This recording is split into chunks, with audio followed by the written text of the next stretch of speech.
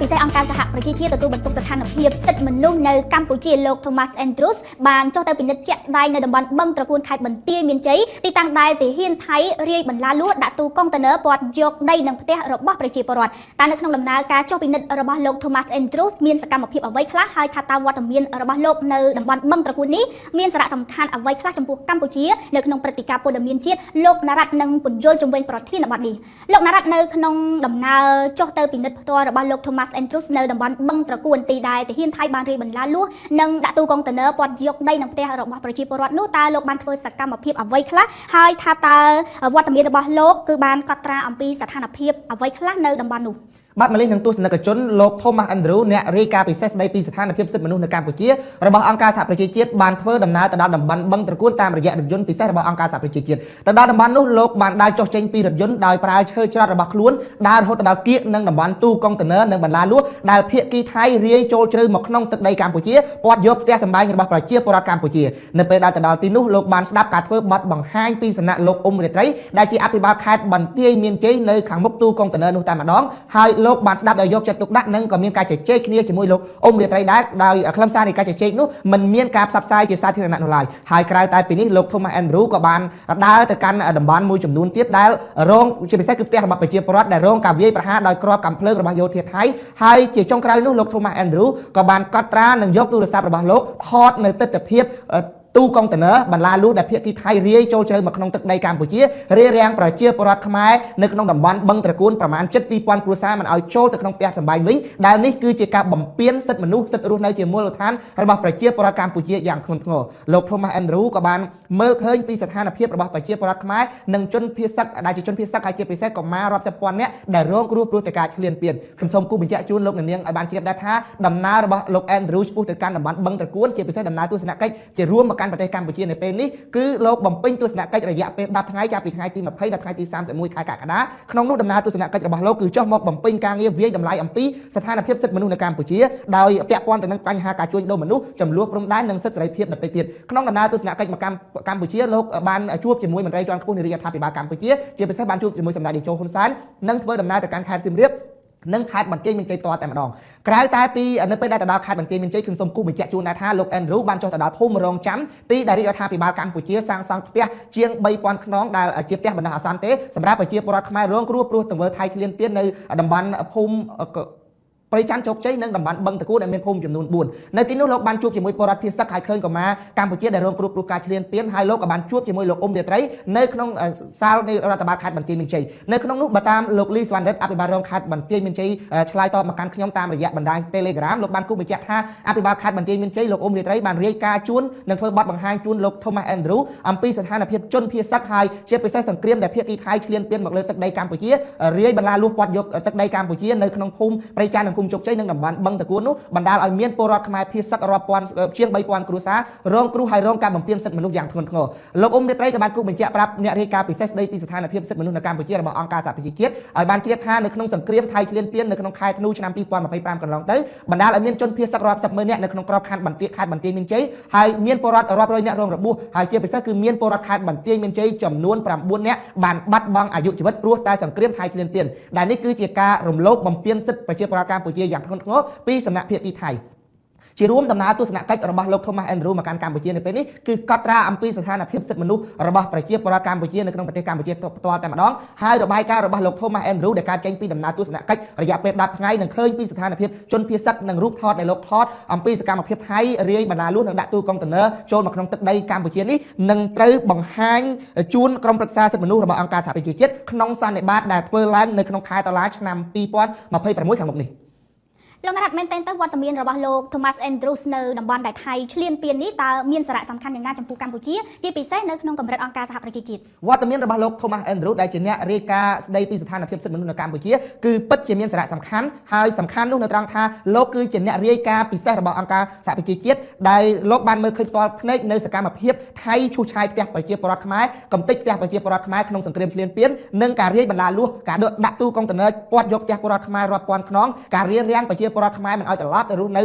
ផ្ទះសម្បែងដើមរបស់ពួកគាត់ហើយជាពិសេសគឺកុមារបានរងនឹងការរំលោភបំពានសិទ្ធិយ៉ាងធ្ងន់ធ្ងរធ្វើឲ្យពួកគេឃ្លាតឆ្ងាយចេញពីទីជម្រកដោយសារសក្តិដំនិងឃ្លាតចេញពីការសិក្សានៅក្នុងសាលារៀនដ៏ត្រឹមត្រូវអ្វីដែលកាន់តែសំខាន់ខ្លាំងបំផុតនោះគឺការថតរូបហើយការកត់ត្រារបស់លោក Thomas Andrews នឹងត្រូវបង្ហាញនៅក្នុងវេទិកានានារបស់អង្គការសហប្រជាជាតិដែលនឹងរៀបចំឡើងនៅក្នុងខែតុលាខាងមុខនេះដែលវេទិកាមហាសន្និបាតអង្គការសហប្រជាជាតិនេះគឺជាវេទិកាមួយសម្រាប់ពិភាក្សានិងផ្ដល់អនុសាសន៍លើបញ្ហាសិទ្ធិមនុស្សគ្រប់កន្លែងហើយជាពិសេសស៊ើបអង្កេតទៅលើហេតុការណ៍ឬករណីដែលរំលោភបំពានសិទ្ធិមនុស្សធ្ងន់ធ្ងរបើនិយាយទៅរបាយការណ៍របស់លោក Thomas Andrews ដែលកត់ត្រាអំពីពលរដ្ឋខ្មែរបាត់បង់ជីវិតក្នុងសង្គ្រាមដែលបង្កឡើងដោយភាគីថៃការដែលភាគីថៃរាជបណ្ដាលួសព័ទ្ធយកផ្ទះប្រជាពលរដ្ឋខ្មែររំលោភបំពានសិទ្ធិរស់នៅជាមូលដ្ឋានរបស់ប្រជាពលរដ្ឋខ្មែរនេះតាមរយៈការចងក្រងនិងដំណើររបស់លោកទៅកាន់តំបន់បឹងតគូនអាចនឹងត្រូវបានខាងភាគីអង្គការសហប្រជាជាតិបើកការស៊ើបអង្កេតនាពេលខាងមុខជាក់ជាមិនខានឡើយហើយដែលនេះគឺជាការមួយដែលគេមើលឃើញថាមានសារៈសំខាន់តាមរយៈដំណើរទស្សនកិច្ចរបស់លោកមកកាន់ទឹកដីកម្ពុជាថ្មីនេះលោកណារ៉ាត់បានចុះទៅយកព័ត៌មាននៅតំបន់ព្រំដែនដែលរងការឈ្លានពានពីកងកម្លាំងថៃតើលោកបានទៅដល់តំបន់ណាខ្លះហើយតើមានការប្រែប្រួលយ៉ាងណាបន្ទាប់ពីមានសង្គ្រាមឈ្លានពានរយៈពេល1ឆ្នាំមកនេះបើប្រៀបធៀបទៅនឹង1ឆ្នាំមុនបាទម៉ាលីនឹងទស្សនិកជនថ្មីនេះចាប់ពីថ្ងៃទី23ដល់ថ្ងៃទី25ខែកក្កដាក្នុងខួប1ឆ្នាំដែលភាគីថៃបានបើកការវាយប្រហារឈ្លានពានមកលើទឹកដីកម្ពុជាទ្រង់ទ្រាយធំកាលពីឆ្នាំ2025កន្លងទៅគឺក្រោមការសម្របសម្រួលរបស់ក្រសួងព័ត៌មានខ្ញុំរួមជាមួយនឹងសហការីក៏ដូចជាអ្នកសារព័ត៌មានជាច្រើនរូបទៀតបានធ្វើដំណើរទៅដល់ខេត្តបន្ទាយមានអធិសមអធិស្ឋានគឺខេត្តឧត្តរមានជ័យនិងខេត្តព្រះវិហារដើម្បីរំលឹកនៅព្រឹត្តិការណ៍ថៃឈ្លានពានរយៈពេល1ឆ្នាំមកលើទឹកដីកម្ពុជាដំណើរទស្សនកិច្ចនោះខ្ញុំបានទៅដល់តំបន់ជំរកបណ្ដោះអាសន្ននៃរដ្ឋាភិបាលកម្ពុជាបានសាងសង់ជួនជនភៀសសឹកមកពីខេត្តព្រះវិហារស្នាក់នៅក្នុងតំបន់ក្នុងឃុំថ្មីក្នុងស្រុកគូលែនខេត្តព្រះវិហារផ្ទាល់តែម្ដងហើយចាប់ពីទីនោះទៅខ្ញុំបានធ្វើដំណើរទៅកាន់តំបន់ជំរកបណ្ដោះអាសន្នដែលរដ្ឋាភិបាលសាងសង់ជួនពលរដ្ឋនៅក្នុងខេត្តឧត្តរមានជ័យស្នាក់នៅនិងធ្វើដំណើរទៅកាន់ឆ្ពោះទៅកាន់ច្រកទ្វារអន្តរជាតិជាន់សង្ងាំដែលស្ថិតនៅក្នុងស្រុកអន្លង់វែងក៏ប៉ុន្តែដោយស្ថានភាពមិនអំណោយផលខ្ញុំមិនអាចឡើងទៅដល់មាត់ច្រកទ្វារនោះទេហើយក៏ធ្វើដំណើរត្រឡប់ទៅកាន់ច្រកទ្វារអន្តរជាតិអូស្មាច់ដែលស្ថិតនៅក្នុងក្រុងសំរោងខេត្តឧត្តរមានជ័យនិងធ្វើដំណើរទៅដល់តំបន់វត្តថ្មដូនដែលគៀកនឹងតំបន់ព្រំដែនខ្លាំងមែនទែននៅពេលដែលទៅដល់ទីនោះខ្ញុំបានកត់សម្គាល់ឃើញនៅរឿងរ៉ាវជាច្រើនហើយជាពិសេសស្ថានភាពនៅតាមបណ្ដោយព្រំដែននាពេលនេះគឺជារឿងដែលមិនគួរនឹកឲ្យស្មានដល់តទៅសោះបើធៀបថយទៅនឹងរយៈពេលកាលពី1ឆ្នាំមុនពីព្រោះថានៅតាមបណ្ដោយព្រំដែនកាលពីឆ្នាំមុនគឺជាព្រំដែនដែលមានសន្តិភាពមិនមានការវាយប្រហារគ្នាទេក៏ប៉ុន្តែពេលនេះផលជះនៃសង្គ្រាមឈ្លានពានដែលបង្កឡើងដោយភាគីថៃមកលើទឹកដីកម្ពុជាគឺបង្កវិនាសកម្មធ្ងន់ធ្ងរខ្លាំងមែនទែនក្នុងនោះនៅពេលដែលខ្ញុំទៅដល់ឃុំថ្មីដែលនៅស្ថិតនៅក្នុងស្រុកគូលែនគឺនៅទីតាំងនោះខ្ញុំបានឃើញនៅរឿងរ៉ាវជាច្រើនហើយនៅទីតាំងនោះគឺដើមឡើយតំបន់ដែលស្ថិតនៅក្នុងភូមិតកឹងបៃតងឃុំថ្មីស្រុកគូលែននោះគឺជាតំបន់ដីព្រៃដីប្រើប្រាស់ប្រកបដោយចីរភាពក៏ប៉ុន្តែនៅពេលនេះដោយរងគ្រោះដោយការឈ្លានពានពីភាគីថៃដោយប្រយោលតំបន់នោះត្រូវបានប្រែក្លាយទៅជាទីតាំងសាងសង់ជំរកបណ្ដោះអាសន្នសម្រាប់ប្រជាពលរដ្ឋនៅក្នុងខេត្តព្រះវិហារដែលមកពីតំបន់អានសេះនិងតំបន់មរកតនិងតំបន់បោះស្បូវសម្រាប់ប្រជាពលរដ្ឋទាំងអស់នោះជាង645គ្រួសាររស់នៅដែលនេះគឺជាការប្រែក្លាយពីដីព្រៃទៅជាតំបន់រស់នៅដែលនេះគឺជាការរងគ្រោះដោយប្រយោលតំបន់នេះអាចនិយាយបានថាជាការរងគ្រោះដោយប្រយោលព្រោះតែសង្គ្រាមថៃឈ្លានពានបន្តពីនេះខ្ញុំបានធ្វើដំណើរឆ្ពោះទៅកាន់ច្រកទ្វារអន្តរជាតិជាន់សង្ងាំដែលនៅទីនោះថ្មីត្បិតតែមិនបានឡើងទៅដល់ក៏ប៉ុន្តែតំបន់នោះត្រូវបានអាជ្ញាធរមូលដ្ឋានរាយការណ៍ប្រាប់ក្រុមអ្នកសារព័ត៌មានថាតំបន់នោះបានប្រែក្លាយជាព្រំដែនជាច្រកទ្វារអន្តរជាតិដែលមានការដោះដូរទំនិញយ៉ាងសកម្មមកជាតំបន់ដែលស្ងាត់ជ្រងំហើយនៅពេលបច្ចុប្បន្ននេះភាគីថៃបានរាយបន្លាលួសព័ទ្ធនៅតំបន់ជាន់សង្ងាំនេះដើម្បីគ្រប់គ្រងហើយនាពេលបច្ចុប្បន្ននេះច្រកនោះគឺគម្រាមកំហែងសុវត្ថិភាពខ្លាំងមែនទែនដែលជាតំបន់មួយដែលអសុវត្ថិភាពសម្រាប់ប្រជាពលរដ្ឋស៊ីវិលហើយសូម្បីតែខ្ញុំដែលជាអ្នកសារព័ត៌មាននិងមិត្តរួមអាជីពជាច្រើនអ្នកផ្សេងទៀតមិនអាចចូលទៅផ្ដិតយកទស្សនវិជ្ជាជាក់ស្ដែងនិងរាយការណ៍ពីទីនោះបានឡើយដោយសារតែទីនោះស្ថិតនៅក្នុងការគម្រាមកំហែងខ្លាំងមែនទែនពីសំណាក់ភាគីថៃច្រកនេះបានប្រែក្លាយពីច្រកដែលដោះដូរទំនិញក្លាយជាច្រកដែលអសុវត្ថិភាពដោយសារតែហេតុខ្ញុំមិនអាចចូលទៅទីនេះបានខ្ញុំត្រូវបន្តដំណើរទៅកាន់ច្រកទ្វារអន្តរជាតិអូស្មាច់ដែលស្ថិតនៅក្នុងក្រុងសំរោងនៅច្រកអន្តរជាតិអូស្មាច់វិញជាទីតាំងដែលធ្លាប់តែអ៊ូអរខ្លាំងជាទីតាំងបណ្ដុំទៅដោយការផ្លាស់ប្ដូរពាណិជ្ជកម្មហើយជាផ្សារដែលមានតូបរហូតដល់ទៅចំនួន600បានប្រែទៅជាបិទទ្វារសន្តាគារដែលធ្លាប់តែមានមនុស្សចូលស្នាក់នៅជាច្រើនកុះកបច្ចុប្បន្ននេះបានបិទទ្វារហើយត្រូវបានកងទ័ពថៃវាយប្រហារដណ្ដើមយកតាមរយៈសង្គ្រាមឈ្លានពានរយៈពេល21ថ្ងៃកន្លងទៅហើយនាពេលបច្ចុប្បន្ននេះភាគីថៃបានដាក់មូលដ្ឋានរបស់ខ្លួននៅក្នុងសន្តាគារទាំងអស់នោះដែលនៅតាមច្រក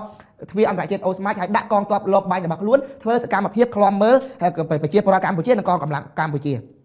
នៅច្រកអន្តរជាតិអូស្មាច់នេះបានប្រែក្លាយពីច្រកទ្វារព្រំដែនអន្តរជាតិមួយដែលមានសន្តិភាពសុវត្ថិភាពនិងកិច្ចសហប្រតិបត្តិការនៃការអភិវឌ្ឍមកក្លាយជាច្រកព្រំដែនមួយដែលស្ងាត់ជ្រងំហើយអសុវត្ថិភាពបង្កការគំរាមកំហែងទៅដល់សន្តិសុខអាយុជីវិតរបស់ប្រជាពលរដ្ឋពីព្រោះថានៅតំបន់ច្រកអន្តរជាតិអូស្មាច់នេះដូចតែបានដឹងស្រាប់មកហើយកាលពីចុងខែមេសាកន្លងទៅនៅពេលដែលក្រុមអនុព័ន្ធយោធាបរទេសចុះទៅបំពេញទស្សនកិច្ចត្រួតពិនិត្យស្ថានភាពនៃការអនុវត្តបទឈប់បាញ់គឺភាគីថៃបានបាញ់កាំភ្លើងឡើងទៅលើគម្រាមកំហែងដល់សន្តិសុខរបស់ក្រុមបុគ្គលិកយោធាបរទេសដែលបំពេញទស្សនកិច្ចផ្លូវការនៅទីនោះទោះបីជាភាគីកម្ពុជាបានជួនដំណឹងទៅភាគីថៃជាផ្លូវការអំពីដំណើរទស្សនកិច្ចនេះក៏ដោយការដែលបាញ់ប្រហារបាញ់កាំភ្លើងឡើងទៅលើនៅមុខអនុព័ន្ធយោធាបរទេសនេះបង្ហាញថានេះគឺជាការគម្រាមកំហែងសុវត្ថិភាពខ្លាំងមែនទែនទោះបីជាបុគ្គលិកបរទេសក៏ដោយក៏ភាគីថៃបានបាញ់កាំភ្លើងគម្រាមកំហែងដដែលហើយនៅក្នុងច្រកទ្វារអន្តរជាតិអូស្មាច់ដែលមានផ្សារដែលមានតូបចំនួន600នោះនៅពេលបច្ចុប្បន្ននេះបានបិទទ្វារហើយមានអាជីវករនិងប្រជាពលរដ្ឋតិចតួចប៉ុណ្ណោះដែលអាចវិលត្រឡប់ទៅទីនោះដែលសារតែការគម្រាមកំហែងពីសំណាក់ភាគីថៃចំណែកនៅតំបន់ថ្មដូនវិញដែលស្ថិតនៅក្នុងស្រុកបន្ទាយអំពិលខេត្តឧត្តរមានជ័យដដែលនៅទីនោះខ្ញុំបានកត់សម្គាល់ឃើញថាវត្តអារាមហើយទីសក្ការៈបូជានិងសាលារៀនបានរងការខូចខាតហើយតំបន់នោះជាតំបន់ស៊ីវិលក៏ប៉ុន្តែស្ថិតនៅតាមបន្ទាត់ព្រំដែនដែលមានចម្ងាយប្រមាណរង្វង់1គីឡូម៉ែត្រពីខ្សែបន្ទាត់ព្រំដែននិងទីតាំងដែលភាគីថៃឈរជើងហើយតំបន់នេះហើយគឺជាតំបន់ដែលរងការវាយប្រហារហើយវត្តអារាមមួយគឺវត្តគិរីរាំងសីថ្មដូនដែលកើតចេញពីការសាងសង់កើតចេញពីសទ្ធាជ្រះថ្លារបស់ប្រជាពលរដ្ឋខ្មែរសាងសង់តម្រាំរួចពួតផ្ដុំគ្នាសាងសង់រយៈពេល7ឆ្នាំទៅរួចក៏ប៉ុន្តែខ្ទេចខ្ទីត្រឹមតែមួយប្រភេទភ្នែកព្រោះតែសង្គ្រាមថៃឃ្លានពានមកលើដែនអធិបតេយ្យកម្ពុជាកាលពីខែធ្នូឆ្នាំ2025កន្លងទៅជារួមនៅក្នុងឃុំថ្មដែលជារួមនៅក្នុងតំបន់ថ្មដូននោះនៅពេលបច្ចុប្បន្ននេះមានផ្ទះរបស់ប្រជាពលរដ្ឋក៏ប៉ុន្តែគ្មានមនុស្សរស់នៅឡើយហើយមានផ្លូវក៏គ្មានមនុស្សដើរដែរដោយសារតែតំបន់នោះរងការគំរាមកំហែងពីភាគីថៃខ្លាំងហើយជាតំបន់ភ្នំដែលពិបាកដល់ប្រជាពលរដ្ឋចាក់ចែងបើសិនបើមានហេតុការណ៍អាក្រក់ណាមួយកើតឡើងដូច្នេះហើយអាជ្ញាធរបានមិនអនុញ្ញាតឲ្យពលរដ្ឋចូលមករស់នៅទីនេះទេហើយអាជ្ញាធរជាពិសេសកងកម្លាំងរបស់កម្ពុជាកំពុងតែតាមដានឃ្លាំមើលពីការវិវត្តស្ថានភាពវិវត្តចុងក្រោយនៅក្នុងតំបន់នោះក៏ដូចជានៅតាមបន្ទាត់ព្រំដែនកម្ពុជាថៃទាំងអស់ដោយយកចិត្តទុកដាក់ដើម្បីការពារសុវត្ថិភាពជូនប្រជាពលរដ្ឋកម្ពុជានិងទឹកដីកម្ពុជាតែនៅក្នុងពេលចូលទៅយកព័ត៌មានលោកណារ៉ាត់បានជួបជាមួយនឹងប្រជាពលរដ្ឋនិងអាជ្ញាធរមូលដ្ឋានតើពួកគាត់បានលើកឡើងពីកង្វល់និងសំណុំពរអ្វីខ្លះដែរលោកណារ៉ាត់បាទម៉ាលីនឹងទស្សនិកជនតាមរយៈការជួបសម្ភាសរបស់ខ្ញុំជាមួយនឹងអាជ្ញាធរនិងប្រជាពលរដ្ឋនៅតាមតំបន់ភាគសឹកទាំងអស់នោះពួកគាត់បានលើកឡើងស្រដៀងគ្នាទេដោយសារតែអាជ្ញាធរនិងពលរដ្ឋគឺបានដឹងហើយបានជួបប្រទះហេតុការណ៍ជាក់ស្ដែងចំពោះរឿងរ៉ាវសង្គ្រាមពួកគាត់បានដាក់ជាប់ហើយមានការភ័យខ្លាចទោះបីជាសង្គ្រាមកើតឡើងកាលពីឆ្នាំមុនក៏ដោយហើយនៅពេលនេះពួកគាត់នៅតែភ័យខ្លាចហើយបើនិយាយអំពីអាជ្ញាធរលោកបានវាយតម្លៃឃើញថាពលរដ្ឋរបស់លោកនៅតែមានការភ័យខ្លាចហើយប៉ះទង្គិចផ្លូវចិត្តខ្លាំងមែនទែនដែលការនេះទាមទារឲ្យមានការចូលរួមពីសំណាក់ក្រុមគ្រូពេទ្យជំនាញផ្នែកផ្លូវចិត្តដើម្បីស្ដារសុខភាពផ្លូវចិត្តជូនពលរដ្ឋភាគសឹកហើយប្រជាពលរដ្ឋភាគសឹកនិងអាជ្ញាធរក៏បានស្នើទៅកាន់សហគមន៍អន្តរជាតិឲ្យជួយជំរុញទៅកាន់ភាគីថៃឲ្យគោរពតាមកិច្ចព្រមព្រៀងដែលមានស្រាប់ហើយដកកងទ័ពដកកងកម្លាំងទាំងអស់ចាក់ចេញពីទឹកដីកម្ពុជាវិញហើយងាកមកបោះបង្គោលព្រំដែនដើម្បីបើកផ្លូវឲ្យប្រជាពលរដ្ឋខ្មែរដែលជាជនភៀសសឹកប្រមាណ 20000 នាក់ដែលកំពុងស្នាក់នៅជំរកបណ្ដោះអាសន្ននេះអាចវិលត្រឡប់ទៅរស់នៅក្នុងផ្ទះសម្បែងដើមរបស់ពួកគាត់វិញអាជ្ញាធរនៅក្នុងខេត្តឧត្តរមានជ័យក៏បានគូបញ្ជាក់ប្រាប់ខ្ញុំដែរថានៅក្នុងខេត្តនៅក្នុងស្រុកបន្ទាយអំពិលមួយគ្រាន់តែស្រុកបន្ទាយអំពិលមួយទេគឺភាគីថៃផ្លោងគ្រាប់ចូលទម្លាក់គ្រាប់ចូលយ៉ាងហោចណាស់7000គ្រាប់ដែលគ្រាប់នេះបច្ចុប្បន្នកំពុងតែរប៉ាត់រប៉ាយនៅតាមវាលស្រែក៏ដូចជាទីធ្វើដាំដំណាំរបស់ប្រជាពលរដ្ឋស្របពេលដែលមានប្រជាពលរដ្ឋប្រមាណ 90% នៃស្រុកបន្ទាយអំពិលខេត្តឧត្តរមានជ័យរស់ពឹងអាស្រ័យទៅលើការធ្វើស្រែចម្ការហេតុនេះហើយគឺគម្រាមកំហែងខ្លាំងមែនទែនដែលបញ្ហានេះគឺគម្រាមកំហែងដល់សន្តិសុខនិងអាយុជីវិតរបស់ប្រជាពលរដ្ឋកម្ពុជាលោកណារ៉ាត់ពាក់ព័ន្ធទៅនឹងដំណើរចុះពិនិត្យរបស់លោក Thomas Andrew តើអ្នកវិភាគរំពឹងថានឹងមានជំហានអ្វីបន្តឬតាមដានអ្វីខ្លះពីភាគីអង្គការសហប្រជាជាតិឬសហគមន៍អន្តរជាតិនោះបាទម៉ាលីនឹងទស្សនិកជនអ្នកវិភាគនៅកម្ពុជាបណ្ឌិតយ៉ងពៅបានលើកឡើងនិងដាក់ដីរំពឹងថាអ្នករាយការណ៍ពិសេសស្ដីពីស្ថានភាពសិទ្ធិមនុស្សនៅកម្ពុជារបស់អង្គការសហប្រជាជាតិគឺលោក Thomas Andrew នឹងនាំហេតុការណ៍ពិតសម្រាប់ឲ្យពិភពលោកបានឃើញច្បាស់និងទទួលបានព័ត៌មានច្បាស់នៅការរំលោភបំពានយ៉ាងសាហាវព្រៃផ្សៃពីសំណាក់កងទ័ពថៃហើយសកម្មភាពចូលកាន់កាប់ទឹកដីកម្ពុជាដោយខុសច្បាប់កំទេចផ្ទះសម្បែងរបស់ប្រជាពលរដ្ឋខ្មែររាយបន្លាលួសដាក់ទូកុងតឺន័រចូលជ្រៅមកក្នុងទឹកដីកម្ពុជាព័ទ្ធយកផ្ទះហើយរារាំងការវិលត្រឡប់របស់ជនភៀសសឹកមិនឲ្យចូលទៅរស់នៅក្នុងផ្ទះសម្បែងរបស់ពួកគេដើមវិញហើយសកម្មភាពនេះគឺជាការរំលោភបំពានយ៉ាងធ្ងន់ធ្ងរទៅលើសិទ្ធិមនុស្សហើយជាពិសេសគឺការរំលោភបំពានខ្លាំងមែនទែនទៅលើកុមារកម្ពុជារាប់សិបពាន់នាក់ដែលបច្ចុប្បន្ននេះឃ្លាតឆ្ងាយចេញពីផ្ទះសម្បែងគ្មានការស្នាក់នៅមួយដែលសមរម្យដោយការរស់នៅក្នុងផ្ទះសម្បែងដែលកក់ក្ដៅនៅក្នុងផ្ទះសម្បែងហើយគ្មានការសិក្សាមួយប្រកបដោយផាសុកភាពនៅក្នុងសាលារៀនដើមរបស់ពួកគេលោកបណ្ឌិតយ៉ងពៅរំពឹងថាអង្គការសហប្រជាជាតិនឹងផ្ដល់យុត្តិធម៌ដល់ប្រជាពលរដ្ឋកម្ពុជាហើយប្រទេសកម្ពុជាចំពោះករណីនេះពីព្រោះថានាពេលកន្លងទៅអ្នករាយការណ៍ពិសេសស្ដីពីស្ថានភាពសិទ្ធិមនុស្សនៅកម្ពុជាតែងតែរាយការណ៍អំពីស្ថានភាពសិទ្ធិមនុស្សនៅកម្ពុជាជាច្រើនករណីមកហើយដូច្នេះហើយអ្នករាយការណ៍សិទ្ធិមនុស្សរបស់អង្គការសហប្រជាជាតិត្រូវរាយការណ៍អំពីស្ថានភាពសិទ្ធិមនុស្សនៅកម្ពុជាជាពិសេសត្រូវកត់ត្រាអំពីរបាយការណ៍ដែលភាគីថៃរួមមានរដ្ឋាភិបាលនិងកងទ័ពថៃឈ្លានពានរំលោភបំពានសិទ្ធិមនុស្សនៅកម្ពុជាយកទៅលាតត្រដាងនៅ នៅក្នុងសម័យប្រជុំនានារបស់អង្គការសហប្រជាជាតិហើយជាពិសេសដើម្បីផ្ដល់យុត្តិធម៌ដល់ជនរងគ្រោះទាំងអស់ហើយអ្វីដែលលោកបណ្ឌិតយ៉ងពៅរំពឹងមួយទៀតនោះគឺអ្នករាយការណ៍ពិសេសរបស់អង្គការសហប្រជាជាតិត្រូវយករបាយការណ៍ដែលបានកត់ត្រានៅក្នុងប្រទេសកម្ពុជាក្នុងដំណើរទស្សនកិច្ចរយៈពេល10ថ្ងៃនេះហើយកត់ត្រានៅសកម្មភាពថៃឃ្លានពាននេះយកទៅបង្ហាញនៅក្នុងកិច្ចប្រជុំរបស់ក្រុមប្រឹក្សាសន្តិសុខអង្គការសហប្រជាជាតិដើម្បីឲ្យប្រទេសជាច្រើនហើយជាពិសេសប្រទេសធំៗបានដឹងអំពីសកម្មភាពយោធាថៃឈ្លានពានមកលើដែនអធិបតេយ្យកម្ពុជានិងរំលោភសិទ្ធិមនុស្សយ៉ាងធ្ងន់ធ្ងរ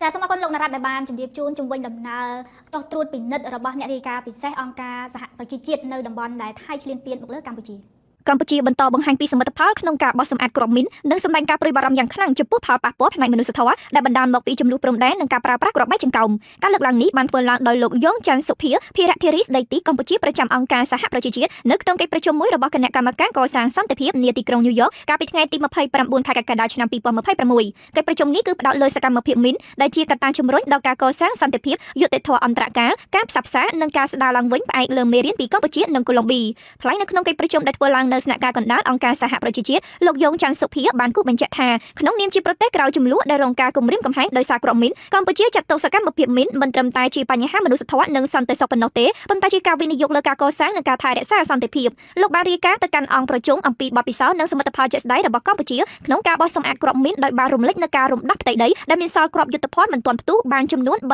3598គីឡូម៉ែត្រការ៉េហើយក្នុងនោះរួមមានផ្ទៃដីមានសល់គ្រាប់មីនប្រឆាំងមនុស្សចំនួន2586គីឡូម៉ែត្រការ៉េលោកក៏បានគូបញ្ជាក់ផងដែរអំពីការរួមចំណែករបស់កម្ពុជាក្នុងការបញ្ជូនកងរក្សាសន្តិភាពប្រមាណ10000នាក់រួមទាំងអ្នកជំនាញដោះមីនចាប់តាំងពីឆ្នាំ2006និងការធ្វើជាម្ចាស់ផ្ទះរៀបចំកិច្ចប្រជុំកំពូលសៀមរាបអង្គរស្ដីពីពិភពលោកមួយដែលគ្មានមីនដោយជោគជ័យទន្ទឹមនឹងការបញ្ជាក់សារជាថ្មីនៅការបដិញ្ញាចិត្តរបស់កម្ពុជាក្នុងការរំដោះផ្ទៃដីដែលមានសល់គ្រាប់មីនឲ្យអស់ត្រឹមឆ្នាំ2030តាមរយៈការអនុវត្តគោលនយោបាយសកម្មភាពមីនថ្នាក់ជាតិឆ្នាំ2026ឆ្នាំ2035តំណាងកម្ពុជាក៏បានសម្ដែងការព្រួយបារម្ភយ៉ាងខ្លាំងចំពោះផលវិបាកមនុស្សធម៌ដែលបណ្ដាលមកពីចំនួនព្រំដែននាពេលថ្មីៗនិងការប្រើប្រាស់គ្រាប់បែកចង្កោមដោយភាគីម្ខាងទៀតលោកបានសង្កត់ធ្ងន់ថាការនេះមិនត្រឹមតែបង្កផលប៉ះពាល់មនុស្សធម៌រយៈពេលវែងប៉ុណ្ណោះទេតែថែមទាំងដាក់សម្ពាធបន្ថែមលើការងារវាស់វែងស្រាវជ្រាវបោះសម្អាតនិងការជួយសង្គ្រោះជនរងគ្រោះរបស់កម្ពុជាផងដែរគួរឲ្យដឹងថាការស្រាវជ្រាវរបស់ក្រុមអ្នកជំនាញស៊ីម៉ាក់បានឃើញថាក្នុងសង្គ្រាមឈ្លានពានមកលើកម្ពុជាកាលពីឆ្នាំ2025យោធាថៃបានប្រើកាំភ្លើងធំប្រភេទ 155mm ជាមួយនឹងកូនគ្រាប់បែកចង្កោមប្រភេទ M យោងតាមរបាយការណ៍ស្រាវជ្រាវនោះស៊ីម៉ាក់បានដាក់ការសង្ស័យថាយោធាថៃអាចប្រើគ្រាប់បែកចង្កោមប្រភេទនេះខ្ទង់130,000គ្រាប់ដែលមានកូនគ្រាប់បែកចង្កោមពី6លានទៅ7លានគ្រាប់ឯណោះដោយបាញ់ផ្លោងទាំងមកលើទីតាំងយោធានិងទីតាំងស៊ីវិលរបស់កម្ពុជាគ្រាប់បែកចង្កោមដែលយោធាថៃបានប្រើប្រាស់ក្នុងការបាញ់មកលើទឹកដីកម្ពុជាគឺមាន3ប្រភេទសំខាន់គឺ M42 M46 និង M85 ដែលអ្នកជំនាញថាគ្រាប់បែកចង្កោមប្រភេទនេះគឺបានបង្កហានិភ័យយ៉ាងធ្ងន់ធ្ងរនិងយូរអង្វែងដល់សុវត្ថិភាពនិងជីវភាពរស់នៅរបស់ប្រជាពលរដ្ឋតាមតំបន់រងផលប៉ះពាល់